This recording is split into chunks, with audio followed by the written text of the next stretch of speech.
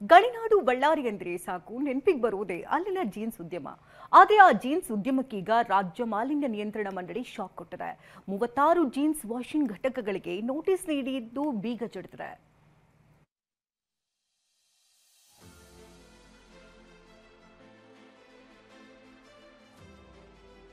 ಲಕ್ಷಾಂತರ ಕಾರ್ಮಿಕರಿಂದ ಗಿಜ್ಗುಡ್ತಾ ಇದ್ದ ಜಾಗ ಬೇಕು ಅಂತ ಇದೆ. ವಿಲೇವಾರಿ ಆಗಬೇಕಾಗಿದ್ದ ಬಟ್ಟೆಗಳು ಮೂಲೆಯಲ್ಲಿ ರಾಶಿ ಬಿದ್ದಿವೆ.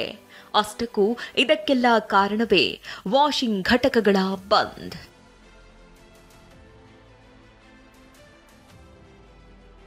ಜೀನ್ಸ್ ವಾಷಿಂಗ್ ಘಟಕಗಳಿಂದ ಪರಿಸರಕ್ಕೆ ಹಾನಿ. ಬಳ್ಳಾರಿಯಲ್ಲಿ 36 ಜೀನ್ಸ್ ಘಟಕಗಳಿಗೆ ಬೀಗ.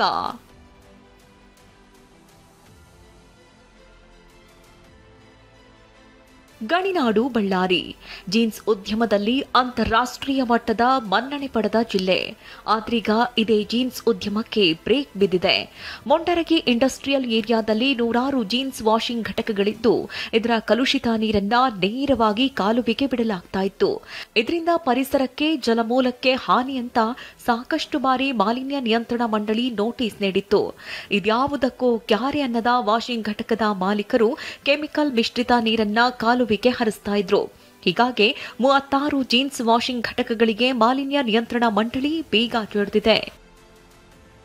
ಬಳ್ಳಾರಿಯ ಇಂಡಸ್ಟ್ರಿಯಲ್ ಏರಿಯಾದಲ್ಲಿರತಕ್ಕಂತಹ ಸುಮಾರು 36 ಜೀನ್ಸ್ ವಾಷಿಂಗ್ ಘಟಕಗಳನ್ನು ಇದೀಗ ರಾಜ್ಯ ವಾಯುವ್ಯ ನಿಯಂತ್ರಣ ಮಂಡಳಿಯಿಂದ ನೋಟಿಸ್ ಕೊಡುವ ಮೂಲಕವಾಗಿ ಸಂಪೂರ್ಣವಾಗಿ ಬಂದ್ ಮಾಡಿಸಿದ್ದಾರೆ. ಕಳೆದ 6-7 ದಿನಗಳ ಹಿಂದಗಡೆ ಇಲ್ಲಿರತಕ್ಕಂಥ ಜಸ್ಕಾಂ ಇಲಾಖೆಯು ಸಂಪೂರ್ಣವಾಗಿರತಕ್ಕಂಥ ಕರೆಂಟ್ ಅನ್ನು ಕೂಡ ಬಂದ್ ಮಾಡಿದ್ದಾರೆ.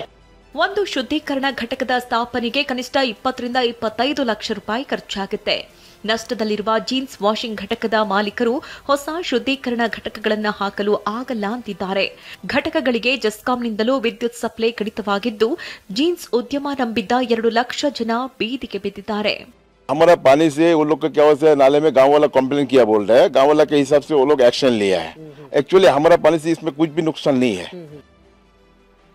ಬಳ್ಳಾರಿ ಜೀನ್ಸ್ ಪಾರ್ಕ್ ಉದ್ಘಾಟಿಸಲಿರೋ ರಾಹುಲ್ ಗಾಂಧಿ.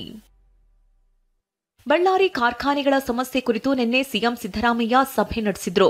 ವಿಧಾನಸೌಧದಲ್ಲಿ ನಡೆದ ಸಭೆ ಬಳಿಕ ಮಾತನಾಡಿದ ಬೃಹತ್ ಮತ್ತು ಮಧ್ಯಮ ಕೈಗಾರಿಕೆಗಳ ಸಚಿವ MP Patil, Ballari jeans park ಕೆಲಸ ಶೀಘ್ರದಲ್ಲೇ ಪ್ರಾರಂಭವಾಗ್ತಾ ಇದೆ. ರಾಹುಲ್ ಗಾಂಧಿ ಉದ್ಘಾಟಿಸಲಿದ್ದಾರೆ ಎಂದರು. ಡೆನಿಮ್ ಪಾರ್ಕ್ ಅನ್ನ ಈಗ ವರ್ಕ್ 158 ಎಕರೆ ಈಗಾಗಲೇ ಫಸ್ಟ್ ಫೇಸ್ ನಲ್ಲಿ ಆಗಿದೆ. 139 ಜನ ಅದು ಮೂಲ ಅರ್ಜಿದಾರ ಏನಿದ್ದಾರೆ ಅವರಿಗೆ ಅಲ್ಲಿ ಕೊಡ್ತಾ ಇದ್ದೀವಿ. ಶೀಘ್ರದಲ್ಲೇ ಇನ್ನು ಕೆಲವೇ ದಿನಗಳಲ್ಲಿ ರಾಹುಲ್ ಗಾಂಧಿ ಅವರ ಒಂದು ಕನಸಾಗಿತ್ತು, ಅವರು ಬಂದು ಅದನ್ನ ಚಾಲನೆ ಕೊಡ್ತಾರೆ, ಉದ್ಘಾಟನೆ ಮಾಡ್ತಾರೆ. ಕಳೆದ 8-10 ದಿನಗಳಿಂದ ಮಾಲೀಕರ ನಿರ್ಲಕ್ಷ್ಯದಿಂದ 36 ಜೀನ್ಸ್ ವಾಷಿಂಗ್ ಘಟಕಗಳು ಬಂದ್ ಆಗಿವೆ. ಇನ್ನಾದರೂ ಲಕ್ಷಾಂತರ ಜನರ ಬಾಳಲ್ಲಿ ಮಂದಹಾಸ ಮೂಡುತ್ತಾ ನೋಡಬೇಕಿದೆ. ಬೆಂಗಳೂರಿನಿಂದ ಹರೀಶ್ ಜೊತೆ ವಿನಾಯಕ್ ಬಡಿಗೇರ್, TV9 ಬಳ್ಳಾರಿ.